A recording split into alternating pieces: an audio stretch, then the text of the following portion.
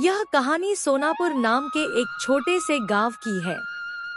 इस गांव में मोहन नाम का एक मेहनती किसान रहता था।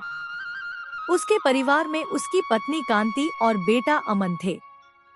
साधारण जीवन था, पर सपने बड़े थे। मोहन के पास थोड़ी सी जमीन थी, जिससे वह परिवार का पालन पोषण करता था। लेकिन बीते कुछ सालों से उसकी जमीन की पैदावार घटती जा रही थी। हर साल फसल कम हो रही है। अगर ऐसे ही चलता रहा तो घर कैसे चलेगा? इसी चिंता में वह घर लौटता है और अपनी पत्नी से बात करता है। कांति, मुझे लगता है कुछ समय के लिए इस जमीन को आराम देना होगा, मगर तब खर्च कैसे चलेगा? आप चिंता मत कीजिए। गांव के ठाकुर साहब नेक दिल है, एक बार उनसे बात कर लीजिए। अगले दिन मोहन ठाकुर साहब से मिलता है। ठाकुर साहब, मेरी जमीन अब उतनी उपजाऊ नहीं रही। घबराओ मत मोहन, मेरी एक जमीन नदी के पास खाली पड़ी है, तुम वहां खेती कर लो।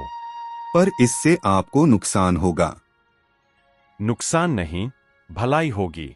तुम काम भी करोगे और मेरी जमीन भी संभलेगी। मोहन पूरे मन से उस खेत में काम करने लगा। एक दिन खेत में काम करते वक्त उसे सांप ने काट लिया। शाम तक वह घर नहीं लौटा। माँ, पिताजी अभी तक नहीं आए। आज खेत दूर है बेटा, आ जाएंगे। अगली सुबह भी मोहन नहीं लौटा। कांति घबराकर ठाकुर साहब के पास पहुंची। ठाकुर साहब, मोहन कल से घर नहीं आए। चिंता मत करो बेटी, अभी पता लगवाता हूँ। मोहन खेत में बेहोश मिला। वैद्य को बुलाया गया। जहर काफी देर तक शरीर में रहा है। जान तो बच गई है, पर होश आने में समय लगेगा। मोहन घर पर बेहोश पड़ा था। घर की जिम्मेदारी अब कांति पर आ गई। माँ, अब घर कैसे चलेगा? बेटा, तुम पढ़ाई पर ध्यान दो, बाकी सब मैं संभाल लूंगी। कांति ने खेत में काम करना शुरू किया। साथ ही वह गांव में छोटे मोटे काम भी करने लगी। मोहन के सपने और अमन का भविष्य दोनों मुझे संभालने हैं। महीनों की मेहनत के बाद फसल अच्छी हुई। उसी दौरान मोहन की हालत भी सुधरने लगी।